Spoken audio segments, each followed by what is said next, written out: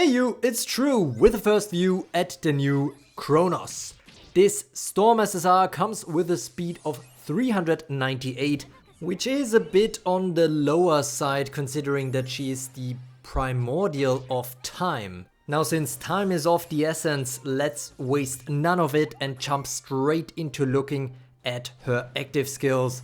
Her first one is the only one that doesn't cost spirit, and it is called Time Spears. Gives 2 spirit, 50 time unit cost, and targets 1 enemy and ignores guardians. If the target has 50 time units or more, this deals 600% damage instead of 100%. The same is true if Time Stop is active. Time Stop is her second skill that we get to in a second. However, if Time Stop is not active, the target will be stunned for 300 time units, but afterwards, if the hit target has 200 time units or more and is not a stun absorber, they can no longer be stunned by this active skill unless they leave the battlefield. So this kind of 300 time unit stun only really works once on a certain enemy unit. And with that being said, let's get already to the Time Stop skill.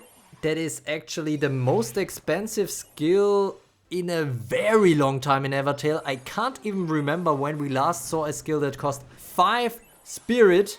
It is an instant skill, 1 time unit cost. It is also only usable once and it activates Time Stop for 100 time units. What happens during Time Stop? Chronos cannot be defeated by poison or burn damage, including lethal poison. Although I can already tell you that this is not all that important. She is also immune to newly applied poison or burn status effects. She has her active skill time unit cost reduced by 50%, however this does not stack with Quicken, so all her other skills will only cost 25 time units then, meaning that she can use them 4 times until Time Stop is over.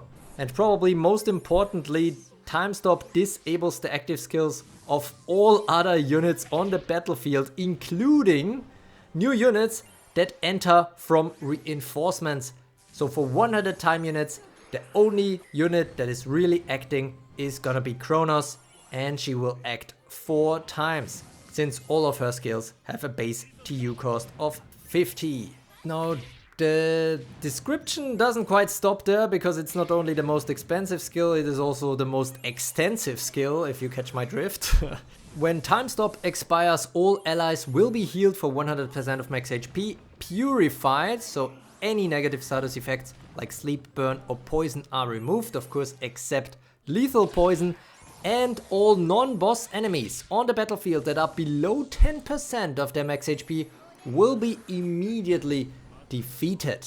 This ignores revenge passive skills, revival passive skills and any passive skills or effects of active skills that would prevent the enemy from being defeated. Basically all enemies below 10% at the end of Time Stop will be executed, and those will count as kills for Chronos, which is very important for the later part of her active skills. Short explain on the disable, we saw it before on the new Storm Anya, but this is only the second unit that brings this into the game.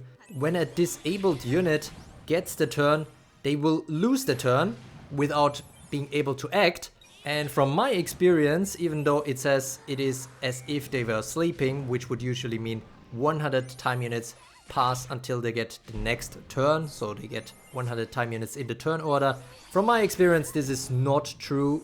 They only get 100 time units, or if it is lower, the maximum of the skill TU cost in their current kit. Right now I don't see many or any ways actually that Chronos could be defeated after using Time Stop during that Time Stop still being active, but nevertheless this skill also specifies that Time Stop will be cancelled if Chronos is defeated.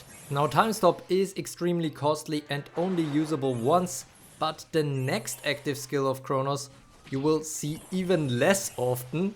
In fact, only once in this entire video, in all the battles that are shown there. It is called Undo Existence. quite the metal name, I have to say. It costs 3 time units, never mind, 3 spirit and 50 time units. And it immediately defeats 2 non-boss enemies that have 300 time units or more. Yet again, Chronos will be considered to have defeated those enemies with an attack. Then for each enemy that is defeated, allies gain 2 spirits, so this may very well turn out to be a spirit positive effect of this skill overall. This is also yet another execute skill. It cannot be redirected by guardians, but it's also only usable if 2 or more enemies actually have 300 time units or more. So that is quite the strong lock, and it's also only usable once per battle. The good thing though is that if she uses that undo existence, then she will become quite the menace, because her final skill is like an upgraded Lone Wolf skill that we saw on Musashi 1 year ago. However, this one actually costs spirit, 2 of which.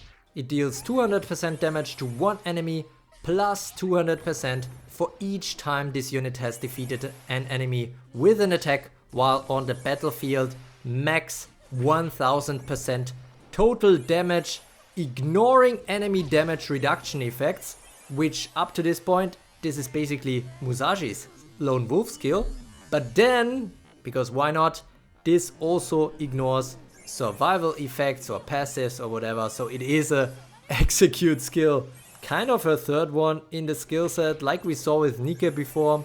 Execute skills really seem to become mainstream. Not so long ago it was still special to have 1 execute skill in your skill set. Seems like that time is over. Speaking of time, her first passive is called Ruler of Time. Like Nika, she is permanently sleep immune, so at this point I'm starting to get a bit worried for sleep teams, because I'm not sure where they go from here now that kind of permanent sleep immunities are becoming commonplace, at least in storm units, which, I mean, to be fair, should be usually the natural counter to water sleep units. Of course, cursed sleep can also not be applied to Nika and Chronos, so that is something to consider. But Chronos has another nice part, because she is also permanently stun immune, which is usually reserved for burn units. Also, she is immovable, but this is to be expected given her kind of savage skill set. She really needs to stay on the battlefield. Once she gets going, she becomes really strong. If time stop is not active after each ally and enemy turn, there is a 25% chance for a random enemy to be stunned for 25 time units and a random ally to have its time units reduced by 25 time units. This stun cannot be redirected by enemy stun absorbers, but yeah, it's just a 25% chance of course, but still very nice, especially if it triggers in the right moments. This will also always trigger in combination. So if that 25% chance hits, then there will be a stun for 25 time units on enemies, and the allied time units will be reduced by 25 time units. Both sides, 1 random unit. And that's already it, so this passive is basically shorter. Well, actually both of her passives combined are kind of shorter than her 1 time stop active skill. So I guess they are making up for it there a little bit, because we are already moving on to the second passive that is called Primordial Might. Each time a unit gets the turn, this unit will be healed for 30% of max HP. This includes allies and enemies and herself, but this is also her only way of healing herself. She also comes with a Hold Ground Plus, so if she would be defeated, she instead survives with 1 HP and then cannot be defeated until her next turn. Of course, execute skills ignore this. How can she reset the Hold Ground Plus, given that we already heard the active skills and there's no mention of it? Whenever an ally on the battlefield damages any number of units with 100 time units or more with an attack, allies gain 2 spirit at the end of the turn, so some nice spirit production there when facing stunned enemies. And then, if allies have 10 spirit, this Hold Ground Plus effect is reset, so it can trigger again. While considering that you will run her in a sleep team, what am I even saying? I'm already thinking of sleep because it's past 1 AM. In a stun team, of course, this is still a bit niche, especially considering that you might run into stun immune units. You might not always hover around that kind of high spirit, like 6, 7, 8, so that you are close to the 10 spirit, especially considering the spirit cost in Chronos' skill set. But at least it's a passive way of getting it, and honestly I can see why they didn't put it in her actives, given that she cannot sleep, she cannot be stunned. Having some active skills that could reset the hold count plus a certain number of times would be possibly a bit too overpowered. So all in all, what do I think about this new Chronos? Yet another new storm unit right after Nike. She certainly has the potential to mess up the timelines in battles, tipping the scales in the favor of your team, but especially and maybe exclusively if your team is actually running stun, otherwise she will be a bit hampered. Her undo existence skill is a good example of that, because she wants to execute 2 enemy units that are above 300 time units, but unless there's some enemies that already have some higher time units, this will be very difficult to achieve for her, given that she has no way to actually make 2 units have more than 300 time units unless certain things align very well. For example, her first active skill actually can stun for 300 time units, but then she still needs to stun another enemy for 300 time units, and at the point afterwards, where she actually gets the turn and hopefully could use the undo existence, the other enemy that she stunned first would still need to be above 300 time units somehow, which given the 50 time unit cost on all of Chronos' skills is not super easy to do. That said, if she gets lucky and has the time stop with some units at the end that are below 10%, then maybe she doesn't even need the undo existence and become a strong killer straight away. I mean, if she has 4 kills, she has an execute skill that ignores armor and deals 1000% damage. Pretty insane stuff. But speaking of the time stop, I do think it is a bit lacking, because how easy will it actually be for her to get these kills? So we need to consider all units are disabled, so that is already something I don't like that much. If we think back a little over a year ago, we had Water Sleeping Beauty, who also had the mass sleep that also affected her own allies. I think this one is better and less problematic, but nevertheless I can see Chronos struggling to actually utilize this time frame. She has 100 time units where she's just acting by herself. She can use 4 skills in that time. Enemies may not actually get stunned all that much during that time, so I don't really see a way how units go above 300 time units during that time, especially because her first active skill also doesn't stun while time stop is active, which is honestly the biggest shame I think of her skill set, because it is holding her back quite a lot to not be able to possibly at least utilize the time stop in that way, because we have so many enemies right now that passively heal after being attacked, that have certain survival mechanics in place that might make it extremely difficult for Chronos to actually keep certain units below 10%. Something that you might also be able to observe in the battles on the screen is that she might attack the same unit over and over again, kind of wasting the whole 100 time unit frame.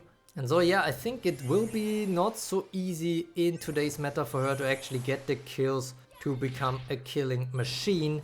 The time stop in the shape that it is right now is a bit of a gimmick. Her third skill is very nice, but actually getting enemies to 300 time units plus, and more specifically 2 enemies, is not that easy of a task. Sure, maybe if you have new Anya on the same team, which is obviously recommended, then a Crashing Heavens could do the trick. But yeah, I'm still a bit hung up on the time stop not being all that great, especially considering that it has 5 spirit cost.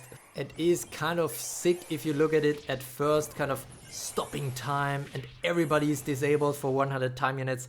But if she can't really use it, I mean, in an ideal world at that stage she might already have unlocked her final skill, but even then maybe Spirit is a bit of an issue, so she might still need to use the time spears. And if you, I don't know, if you are facing some survivor team like Hokusai and Zoro on the enemy team, then this time stop disable of all the other units on the field might actually help or end up helping the enemy more. Now, at the same time, of course, this can be an argument to say, okay, she can be quite nice pairing up with these survivor units herself. And yeah, I agree, I can see her with Zoro and Hokusai for sure. But again, unless she gets lucky with the time stop or has some stunned units that she can feed, she will struggle a little bit. So while she can probably work in many or pretty much any teams except Sleep, given the way her skill set is set up, she's probably not a standalone pull unless you have some stun units with her. I do think she has some value at one copy only already, especially if you run a survivor team or a stun team and just bank on the fact, okay, maybe she at least gets to delete 2 300 time unit enemies. But yeah, I would say fully awaken if you run a stun team or are very focused on stun. If you can still get her after Nike just dropped. Now honestly, don't ask me which of them is better, because I do see certain situations where one is better than the other. I think I actually slightly prefer Chronos, but I might be biased because I like her looks a lot better than Nike's. Notably, once Chronos gets 2 or 3 kills, I think she is definitely better than Nike. But of course we still need to see a little more how the AI reacts to Chronos, although I think the battles on the screen already gave you some nice idea, hopefully. But now it's time for me to go to bed. Just kidding, because I still have to edit all this. But I hope you enjoyed this review. If you did, leave a quick like, I very much appreciate it. Helps me to stay motivated with these videos. Subscribe to become a true carrot, and as always, thanks for watching!